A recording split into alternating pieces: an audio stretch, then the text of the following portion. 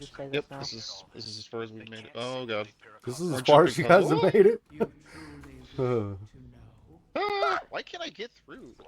was trying to solo this shit. Um, Okay, like that. watch I ain't out about for that the life. slidey bits. The slidey bits. Push you off.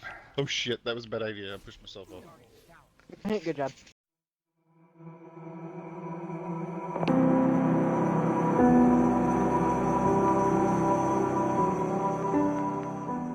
Starcrossed starts off just like every other mission, raid, dungeon, exotic mission, what have you will. In the game, it has a jump puzzle. But you know what? I'm actually not going to hate on it too much because watching blueberries jump to a plant as it closes and fall to their inevitable death is still some of the funniest shit in the game. I absolutely love the opening of this mission, dude. So as we enter the first room of the puzzle, there's a couple ads to clear before we get to the big baddie of this area. This is basically meant to just teach you the mechanics of what you're going to be using throughout this entire exotic mission. Basically, you need to get a buff in order to do damage to a certain enemy. Very simple, straightforward. And honestly, this mission was kind of a breath of fresh air coming off of, I think it was Vex Caliber was the exotic mission before this one, if I'm not correct.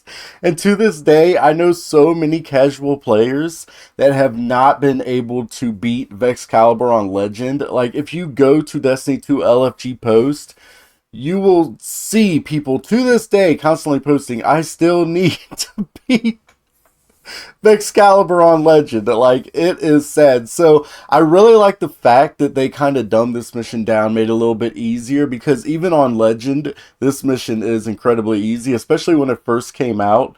You could actually cheese the final boss, and it was just dumb easy. But before I forget, you'll also find your first real hidden chest in the area. I believe this is one of the chests that actually give you something for your exotic bow, and you'll also come across the first constellation in this area.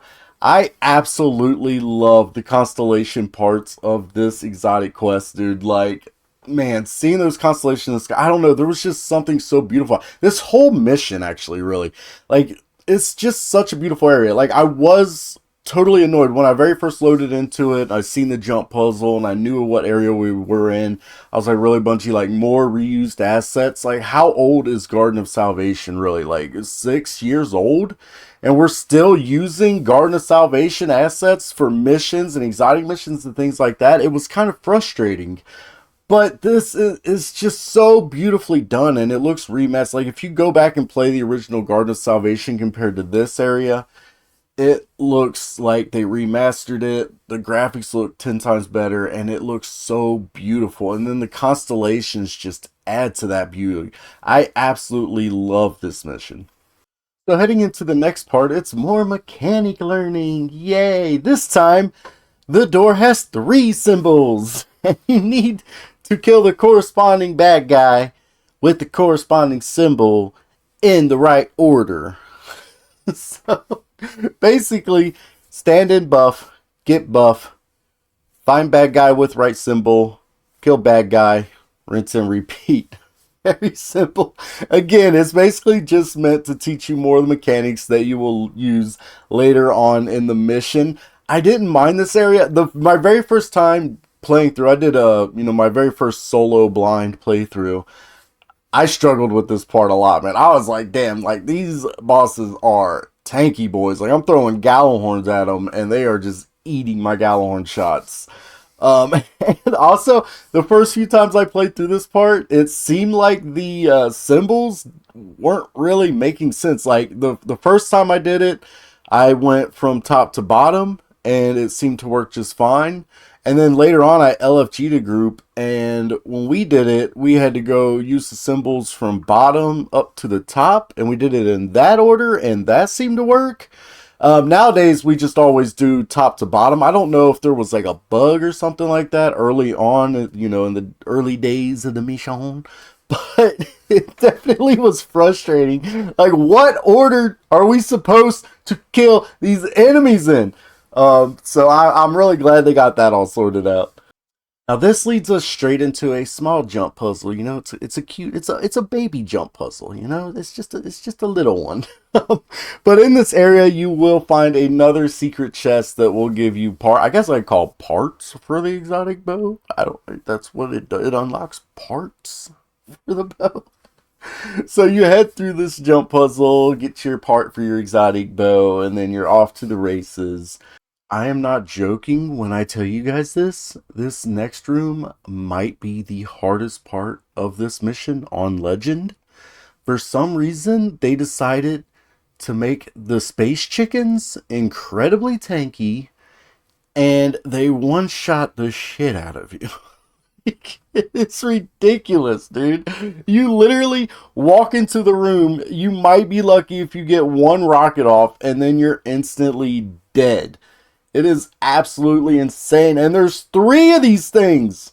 There's 3 of these different rooms that you have to clear out. And these giant space chickens just one-shot you over and over again. Eventually you succumb to the inevitability that you're just gonna die. You know, you're like, okay, I'm just gonna run in, maybe pop off 2 Gallahorn shots if I can get them off in time, and I'm gonna die. That's how we're gonna beat this mission. This is the way it's done now, okay? I need everyone to accept it. This is the way we are beating missions now in Destiny. We're gonna run in, we're gonna pop off 2 shots, and we're gonna die. We're gonna rinse and repeat. All right, I need everyone on board with this. Seriously, guys. Like, why are these chickens so tanky? Why are there 3 of them? And why do they one-shot me no matter my resilience, no matter what I put on my chest? It don't matter. It don't matter. You gonna die, boy. You gonna die today. After you've cleared the 3 rooms and you're ready for like a nice little breather, you know, what does Bungie do? They throw another space chicken at you. So you get a 4th tanky boy just coming at you, absolutely deleting your entire fire team. Not only that, but they give you an actual boss behind it. Like the space chicken is the actual boss's bodyguard, and he's like just there to tank all the shots and kill you, while the actual boss also just kills you. That's the entire point of it. It's like, bro, we just got done fighting 3 of these things. You're gonna throw 2 more bosses at us? Now, look, I'm not gonna lie. I actually kind of enjoyed this because it was totally unexpected. I'm like, okay, you know, this part of the encounter, we clear 3 rooms, and we'll move on. You know, that's how my Destiny 2 brain works. That's how things work in Destiny 2. You do the thing, then you move on. But no, they decide to throw a curveball at us and thought, hey, you know what would be hilarious? If we gave them a freaking boss with a bodyguard. That would be awesome. So then we get to it. The big bad chunky boy jump puzzle of the mission. This is where most of your flawless runs are going to end. This is where most of you died. This is where I had some of the most fun in this mission. Push you off. Oh shit, that was a bad idea. I pushed myself off. Good job. Literally. Ah, my bad. Ah, my friend. Okay, I can't revive. I can't revive. 300 Let me likes try later. him. No, my friend. No. Wow. Watching people fall off the map in this is just so. It's just so hilarious. I can't. I'm a sick person. I laugh at this. And then when you revive somebody in this jump puzzle, they just fall off again. They fall off again. It's honestly. I had so much fun in this jump puzzle, guys. Like, so much. Even running with random ass LFGs and blueberries, things like that. Like, we were absolutely cracking up and losing it through this jump puzzle. The amount of times we died was absurd. But we also do get we get another chest for another part to our bow. And we get another constellation, which I absolutely love the constellations. I don't remember what this one was in particular, But man, they're just so beautiful to watch. And like to this day, if I see an LFG post for somebody that needs to do the constellations and get the chests in this mission, I will offer up my services. I will be like, yes, I will help you, just so I can watch them do the constellations and hear the reactions because they are just, I love it. They're absolutely gorgeous. Now we've come to what is probably the second hardest part of this mission. And I only say that because if you get unlucky and you don't get the middle boss first, which you never get the middle boss first, then you have to try and get that middle buff. And if you don't have invisibility or anything like that, it could be kind of a pain in the ass. So, again, you have to clear 3 rooms out. This time, you need 2 buffs. Again, this is another way that Bungie likes to, you know, introduce new mechanics to us. So now we need 2 buffs. We have to get both of them. One to be inside the room and not take damage from that. And another buff that allows us to actually do damage to the enemies that are in said room.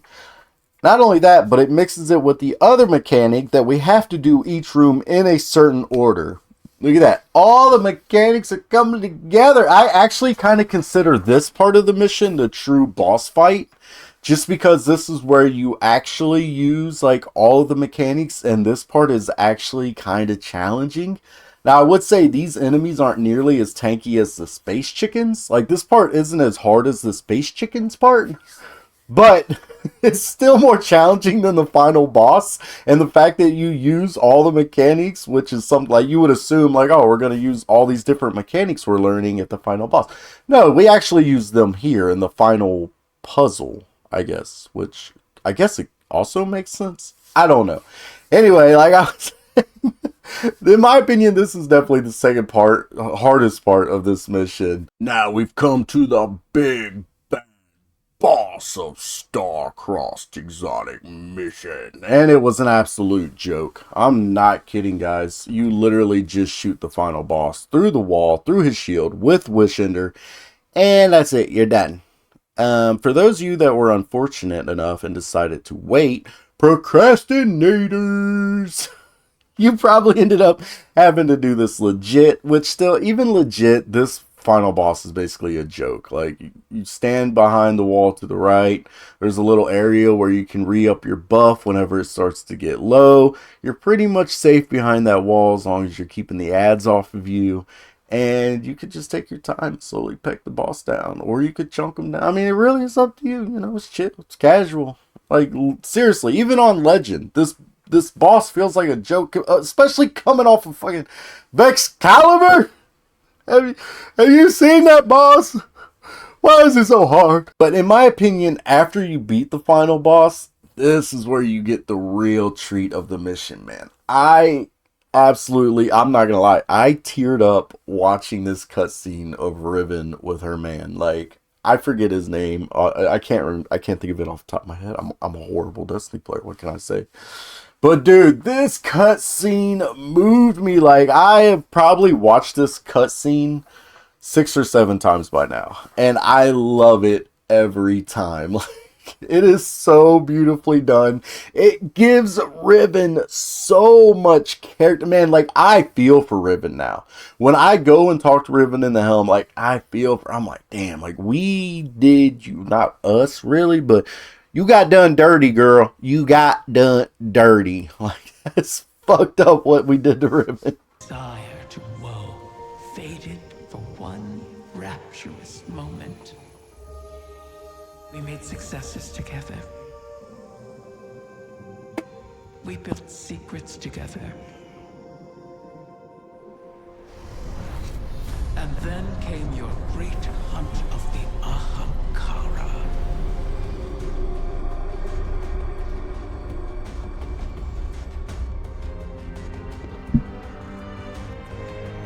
The Queen took my freedom under guise of protection. Taranis and I were forever separated.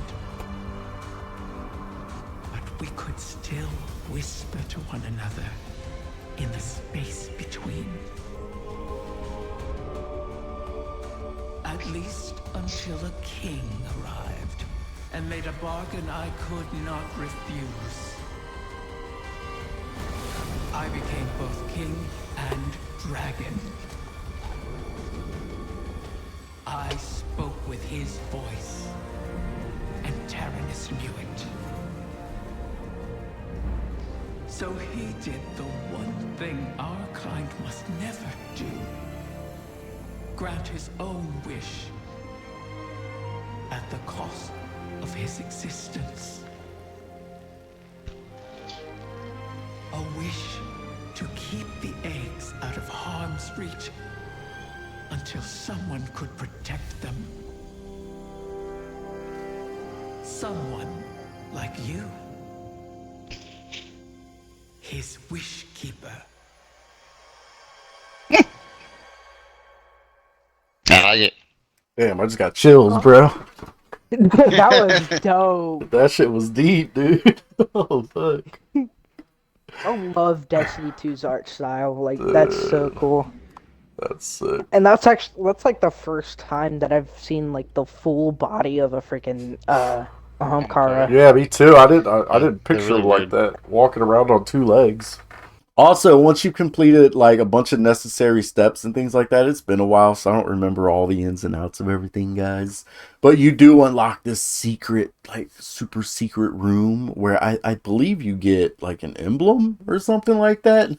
But for some reason, if you jump in this room, then you get decapitated by a giant fan. Like, we're unkillable, immortal god killers, and our one weakness is ceiling fans, I guess. I do like the fact that you get a lot of red borders from doing this mission. Like, that's how I ended up finishing a lot of my red borders from not only this season, but I think it actually also gives you red borders from actually a previous season, if I'm not mistaken. I can't remember. But either way, like this mission is actually how I ended up finishing a ton of red borders throughout the season. So I did appreciate that. Overall, I would say that Starcrossed is probably my second favorite exotic mission behind Presage.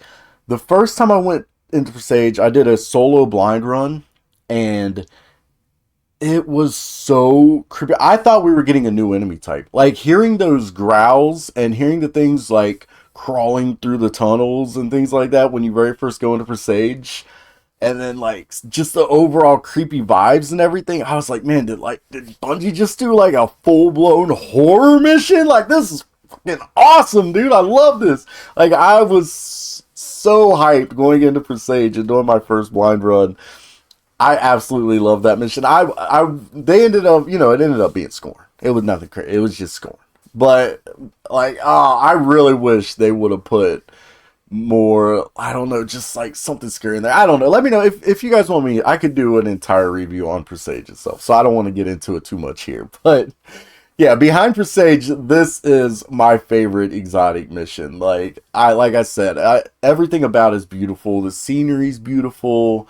The mechanics aren't too much. It's not too mechanically heavy. The difficulty's not too much. Even on Legend, it feels like the difficulty's in the right place for casual and hardcore players. I just absolutely love this mission. I thought it was beautiful. I think the bow itself is beautiful. It's not one of those exotics that I would use in high-end in-game content, but it's definitely fun and a good time if you're just grinding. Just want to have some mindless fun, do some like dares or wells or whatever, strikes, things like that. Like, running this with like swarmers or something like that is an absolute treat. I love this exotic for that reason. And even the little, I forget what ornaments. That's the word I was looking for. Even the ornament for this bow is absolutely gorgeous. Like, everything about this mission, the lore and everything about it, I just loved. So, in my opinion, this is definitely S-tier exotic mission. And that's all for me, guys. I really hope you guys enjoyed my review of Starcrossed. And as always, thank you for watching. I am the one and only Z. Bye-bye.